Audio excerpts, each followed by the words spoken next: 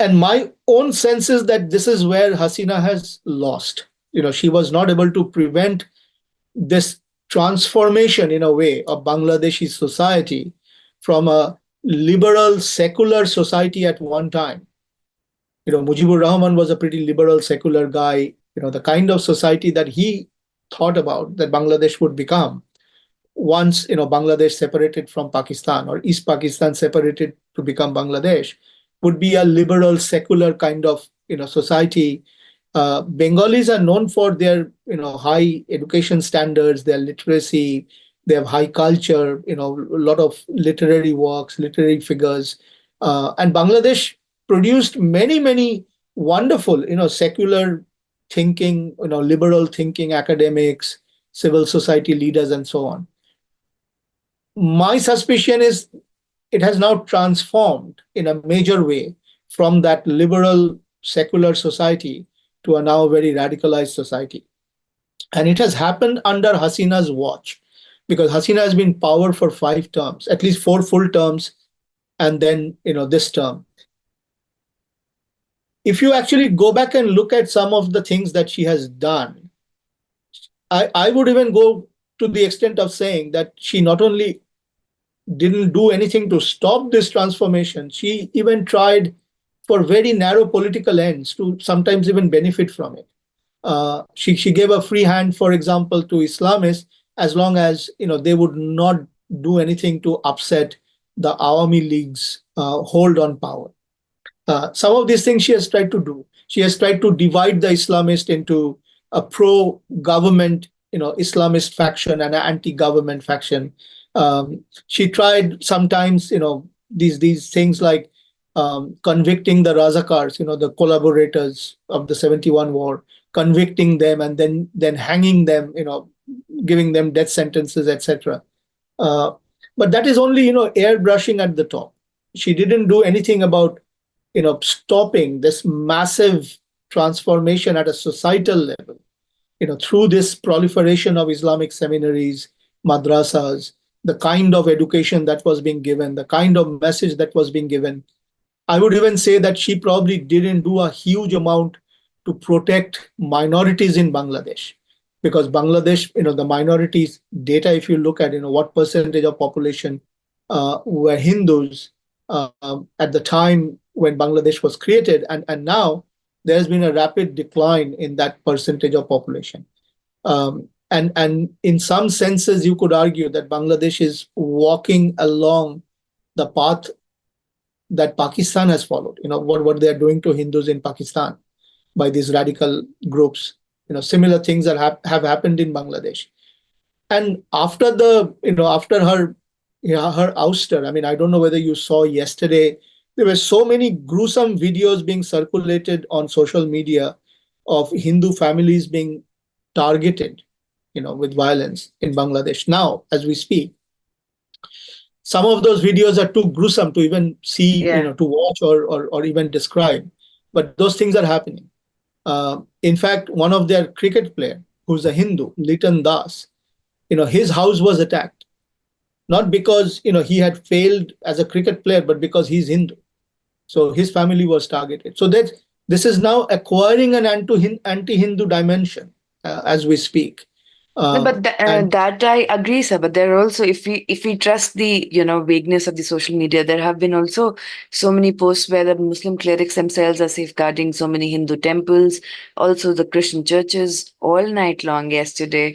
And civil society will do that. Civil society, yeah, because there are still good people in Bangladesh. But what was really interesting to watch was that the military, except for giving out certain phone numbers saying, if you are attacked, please call us on this number. Yeah.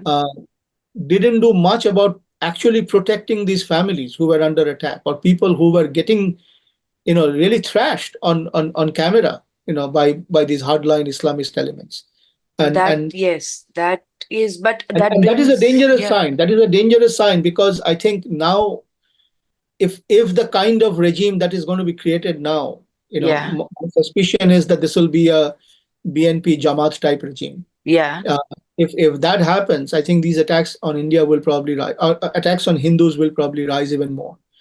And more alarmingly, what has been going on in Bangladesh for the last 15, 20 odd years is land grabbing, particularly in the hill tracts, near the Chittagong hill tracts region, Yeah.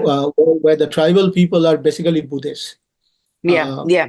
and they have been deprived of land, and this is a trend that actually increased ever since million plus Rohingyas came inside Bangladesh, and many of these Rohingya camps are in Cox's Bazar, in and around Chittagong. So these people, acting together with religious organizations in Bangladesh, have been seizing, confiscating land belonging, traditionally to tribal Buddhists. So this is also happening. So it is not just against Hindus; it is also against non-Muslim Buddhist tribals, particularly in the hill tracts region Yeah. of southeastern Bangladesh. One interesting aspect of this is the position of the military. You heard yesterday that the military gave Hasina 45 minutes Yeah. to True. basically Yeah. Yeah. basically pack and leave the country, Yeah. and the military probably did not agree with her that declaration of curfew, military presence on the street, stopping the violence could have saved the government. The military was not interested in that. Maybe their assessment was that this thing has gone out of hand. My take is a slightly different one. I mean, my take is that the military and Awami League have no love with each other. Yeah. To the Awami League, it is the military that killed Mujibur. Military Yeah. generals were behind it. And ever since Hasina came back into Bangladeshi politics, she has had an uneasy peace with the military. So the military went back to the barracks, and it has been in the barracks for a long time now. But the relationship has not been very smooth, even though Hasina appointed many, senior generals and so on. But the overall relationship between the Bangladesh military and Awami League is an uneasy one. And it is also probably understandable because the party that the military created and the military probably backs is the BNP. It is not the Army League. And I mean, Khaleda Zia, Begum Khaleda Zia is the wife of a very decorated military leader Yeah. who had assassinated Sheikh Mujibur Rahman. Yeah. So when Hasina puts Khaleda Zia in jail, I don't know whether this is very warmly accepted by everybody in the armed forces, particularly in the upper reaches, in the top brass of the armed forces. So my own view is that the military probably saw this as an opportunity to once again become politically relevant and become the kingmaker in Bangladeshi politics. So if you accept the basic premise that the BNP is the civilian, is the military in civilian clothes in a sense, because it's a military's party, and with the support of the Islamist elements, it will come to power at some point, eventually. And this is what probably the military would prefer in Bangladesh. They were probably tolerating Awami League, tolerating Hasina because of circumstances, but now that they saw an opening, they probably, believe that this probably is a better option for them. And if my suspicion that there is American support behind this, if my suspicion is true, if it is accurate, then the military probably would be rewarded by the Americans. There'll be more money coming in, more military aid coming in. Military would have a bigger say in the government, etc., because America would be firmly behind the government. More privileges are going to come through. So maybe something like this may have been in the minds of these leaders, military leaders. They certainly, I think, did not try their level best to help this government survive. And I think the last straw was when the new round of violence Yeah. broke out, and people started demanding the resignation of the government. The military immediately went to the prime minister and said, "That's it, your game's up. You have 45 minutes to get out of here. We'll put you on a helicopter to Agartala, and from Agartala you'll fly to Delhi, and then you work out, whether you want to settle in London or whatever." So The some of London those is, yes, yeah. modalities, London is yet to give the political asylum to yeah. So her. so those modalities probably are being worked Yeah. out Yeah. now. Two other points I want to make very quickly. One is the China equation. A lot of people are saying, I think, that this is Chinese hand they can see. I don't see that. I think this is a very worrisome development for China, particularly if my hypothesis about America being involved is accurate. I think the Chinese probably are aware that America is trying to ring fence China strategically, as they were trying to ring fence Russia strategically. So this Yeah. whole idea of Ukraine coming into NATO, NATO missiles being in Ukraine, Finland, Sweden, these countries coming into NATO. So we are going to encircle Russia from the west in such a way that you know that we are right on Russia's border, Russia's doorstep. And this is unacceptable to the Russians, which is why you have a war in Ukraine, which is why Russia is fighting back, saying, if we allow this, we are done for. Because once they are on our border, then they will try to engineer a break Yeah. of. Yeah. So something similar is happening with China. And I have a feeling, and I don't have any proof of this, but this is just a gut feeling, that she probably, Chinese intel probably had told Xi what is likely to happen, what is going on in Bangladesh. So you may remember when Hasina went to China, Hmm. she went with a with the demand request for billions of dollars in Chinese aid, and she was not entertained by the Chinese on that. They gave her a very small amount. The meeting didn't go very well. Xi Jinping didn't even meet Hasina for a long time, maybe just a very brief meeting. Hasina mostly dealt with her counterpart in China. And she returned one day early on the pretext that her daughter was not well.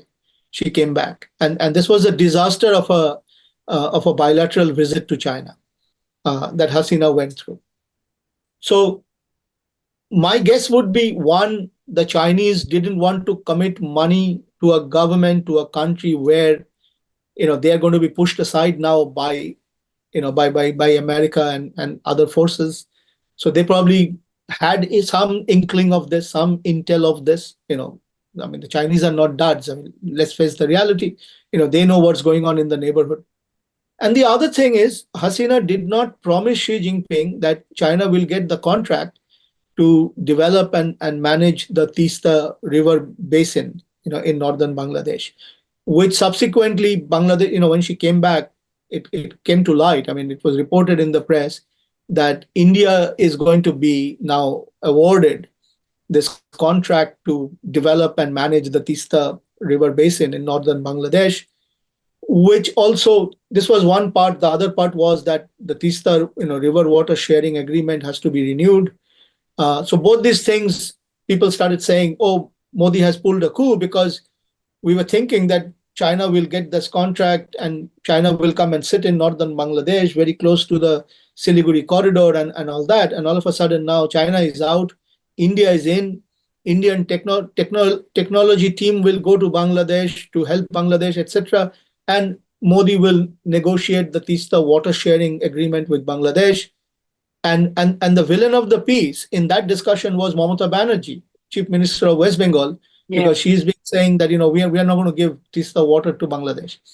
And West Bengal and Delhi were at loggerheads because this is important for India from a international relations point of view to have Bangladesh on our side, whereas Mamata is more concerned about losing votes in North Bengal because more water is being now diverted to Bangladesh. Be that as it may, I think now both the Indians and the Chinese are going to be unhappy, because my sense is that the new government in Bangladesh, whenever it is formed, this is just a caretaker arrangement, that this government stands towards both the Tista river water management and the Tista water sharing treaty. This stance probably will harden. They probably would be in no mood to accommodate Modi and India in a big way, as Hasina would have done. I wouldn't be surprised. I mean, if these negotiations now have become much more difficult for India. And I don't know whether these people will be even willing to allow China, a toe in Bangladesh, for two very good reasons. One, the Americans won't like it, and two, I mean, what would be this new government's gain vis-a-vis China? Nothing really, because if the whole hypothesis is that this was American inspired, American tacitly supported, etc., etc., then this is directed against China in some senses. So the Chinese are not going to be, such idiots that they are going to come in with bucket full of money to invest in Bangladesh when the return would be tremendously uncertain. Uh, and it'll become very tough for India as well down the track Mm-hmm. because there are several things here. One is anti-India activity is going to go up um, in Bangladesh. I mean, you know that with Hasina's help, we had drastically brought down illegal infiltration uh, from Bangladesh into states like Assam, Tripura, Meghalaya. The only state where we couldn't bring down the infiltration number was in West Bengal because the government of West Bengal, both the Marxist and then TMC, they allowed this infiltration to happen for political reasons. But in Tripura, Assam, and Meghalaya, infiltration numbers have come down. Number two, with Hasina's help, all the Indian insurgents in the northeast, who had camps in Bangladesh across the border, these camps were dismantled and these people were chased out, which allowed us to have a better, control over the insurgency grid in the Indian northeast. So, so, so I think on both these counts there will be some reversals for India. Then we may have a prospect. We may have the situation of influx of Hindu refugees. And if these Hindus from Bangladesh now flood into India, Mm-hmm. and if the decision is that we are going to settle them in India, then you would have to probably revise the Citizenship Amendment Act because the Citizenship Amendment Act, the cutoff date is December of 2014. Yeah. So anybody who comes after 2014 is not eligible for citizenship under the Citizenship Act. But now, if you say that these are persecuted Hindus who are coming now because they are being driven out from Bangladesh, this will then open up another political football in India between government and opposition over what would be the fast track process of giving these people citizenship in India. That's another problem. Fourth problem is the growing role of the ISI in Bangladesh. I mean, you know that ISI has cultivated the Jamaat and the Islamic network in Bangladesh. I know for a fact, and this is something that has been written about a lot, Mm. that in the Rohingya camps, particularly in Cox's Bazar and in Chittagong, ISI agents are very active because this is the place from where they recruit, jihadis Yeah. to infiltrate into India and other places um, to carry out subversive activities, terrorism, etc. So I have a feeling that this will now, magnify many times, Yeah. probably Bangladesh under this new arrangement. Yeah. So overall, it's bad news for India. It's probably not good news for China. And certainly, in terms of internal politics in Bangladesh, things are going to get very rough now. I don't think Bangladesh is a very liberal, tolerant, secular country anymore. Um, this radicalization that has happened in Bangladesh is has made Bangladesh or the younger generation of Bangladesh people extremely radicalized, extremely anti-India, anti-Hindu, etc., etc. And some of that you will see in the politics that's going to come. Okay. Thank you so much, sir. Now I have to ask you a barrage of questions. Yeah, And after that, we will shift to the questions that have been asked in the chat box. My first question is, as you were talking about specifically, yes, that it is not good news for the Modi government. And even in the last year itself, Sheikh Hasina and Prime Minister Modi met at least, 10 times. Um, we do not have any kind of extradition treaty with any of our neighbors. We are having a very difficult times with many of our neighbors, be it Pakistan, be it Maldives, be it many others, now also Bangladesh. So my first question is, how is it going to impact the fact that EAM Jaishankar had a meeting today early morning with the parliamentary committee on what stand to take on Sheikh Hasina? Uh, what will happen to specifically the states of Tripura, Assam, West Bengal when the migration starts to happen because they're porous borders? It is going to happen. That's the first question. The second question is when we come to radicalization, one of the, I agree with everything that you say, but one of the issues that I find with the um, template of Islamic radicalization, though I do agree with the context and emergence of ISIS and many other, like even Jamaat-e-Islami and others, and their fractions that work in India also. But at the same time, there is a massive radicalization of Hindus also happening in our country right now. Massive radicalization. And after yesterday's social media, videos that were circulated from Bangladesh, um, there's also this entire acrimony coming from India that will kill Bangladeshis from So what RSS itself. what do you expect that if Hindus are attacked in Bangladesh or in Pakistan or anywhere else or even in India, Yeah. that Hindus as a group will not counter mobilize, will not want to hit back? That No, but Hindus should just this, sit back no, and accept the punishment and not do anything about it? no, but the I mean, look at what happened radicalization in the has been UK. having way Look at before. look at what happened in the UK. Yeah. In the UK, there was riots in the streets in several cities, Three, last four couple days. of years, Yeah. right? Yeah. 3, 4 days back. Yeah. Yeah, massive riots. Yeah. And what did the government say? That we are going to crack down on this far right extremists, right? Yeah. So and completely ignoring the fact that in places like Bradford, Birmingham, there were armed gangs of Muslim students, youth, whoever.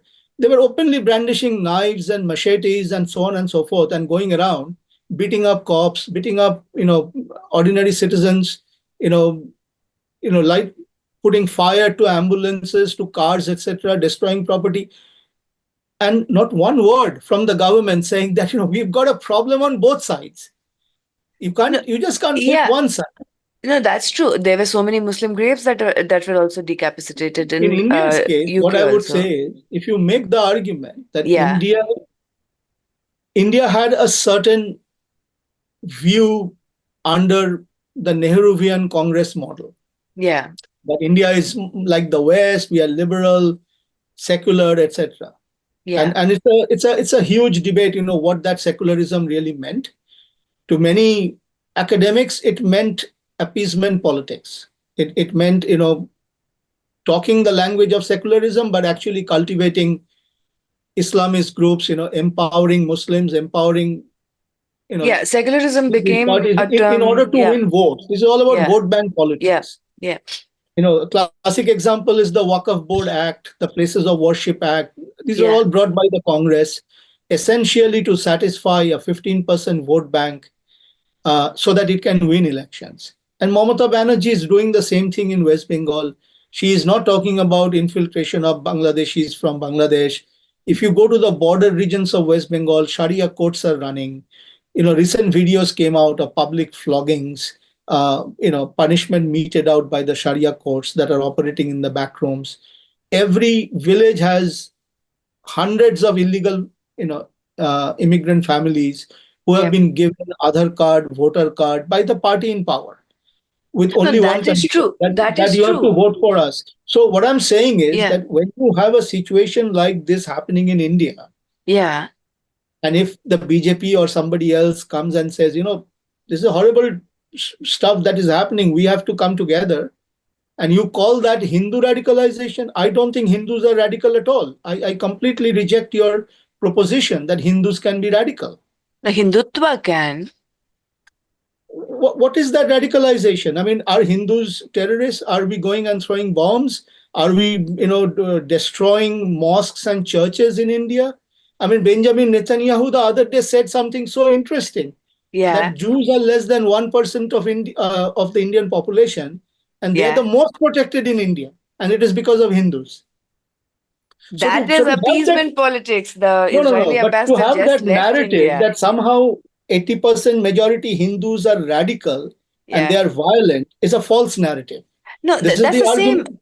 That's the same argument. Like, not all Bangladeshis are Islamist or I radicals at the never said same all time. Bangladeshis are Yeah. Islamists. I never said that. I said Bangladesh, there was a time when it was a liberal and secular country in the truest sense of the word.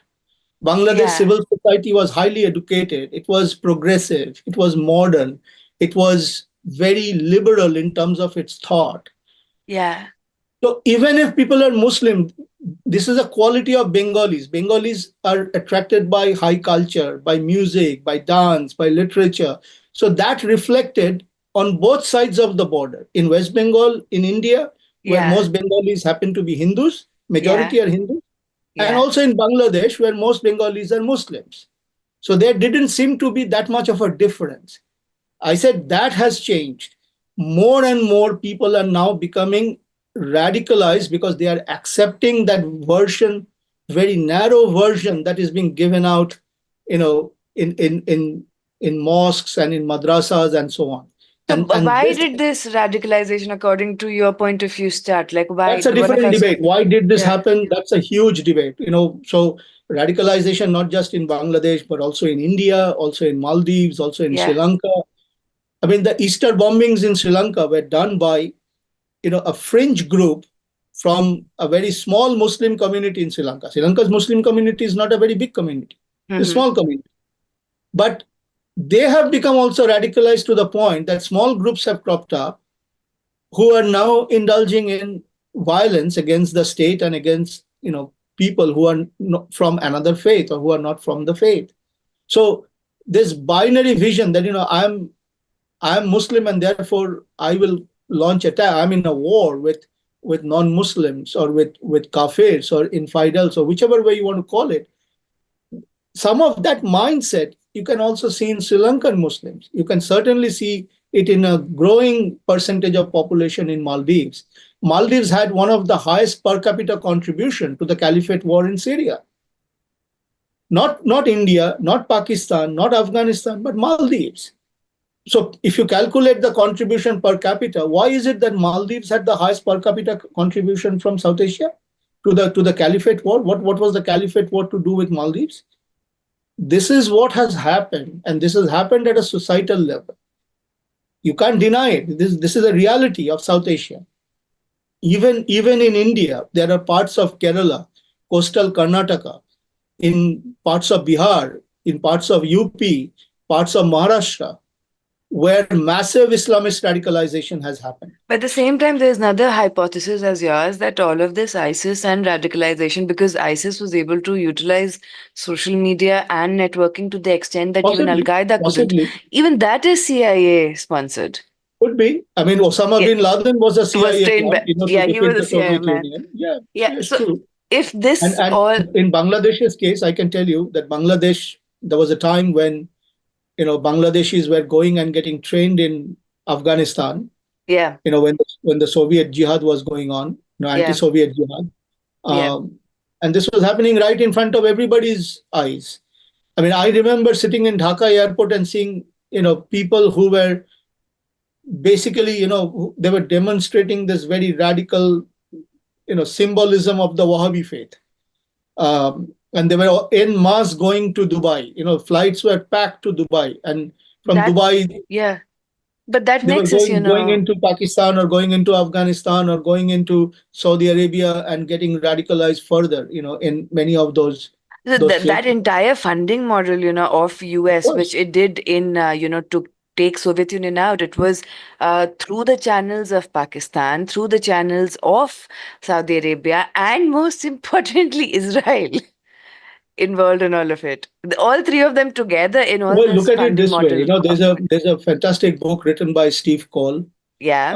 in which he basically proved that Saudi Arabia's intelligence chief was flying into Pakistan with plane full of hard American cash, Yes. which were being Yes. distributed to these Islamist groups. Yeah. Not only Mujahideen.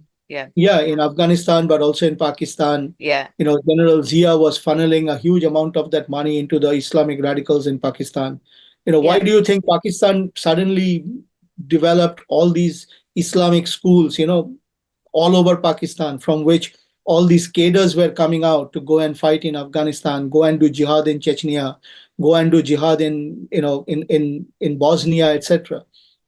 There has to be a reason. It became a magnet for South Asian jihadis. Yeah. And they Jamaat used to, Islami was sending they plane used to loads of also people into bargain. Pakistan. Yeah, they used to bargain with US in terms of prices and how much of, like, why they should hold the upper hand, why ISI should hold the upper hand. But turning back to Bangladesh, even Nirupama Roy Menon has basically stated that 5 decades ago, when we assisted in the birth of Bangladesh, in response to a grassroots people's movement, despite the blatant opposition of China and US, um, in a glorious exercise of our strategic autonomy, we came out of the right side of history. Today, as we see momentous happenings in Bangladesh, and when the voice of the people has seen the flight of the Prime Minister from the country. But we must weigh our reactions and policy moves with both caution and a capacity to think on our feet and with agility, a clear focus and foresight. We cannot afford any misstep. There are strategic dilemmas involved here. Whatever we do, we must protect long term national interest. Now, turning to this, when Indira Gandhi, especially on 4th of December 1971, allowed finally the um, Air Force members to enter into East Pakistan.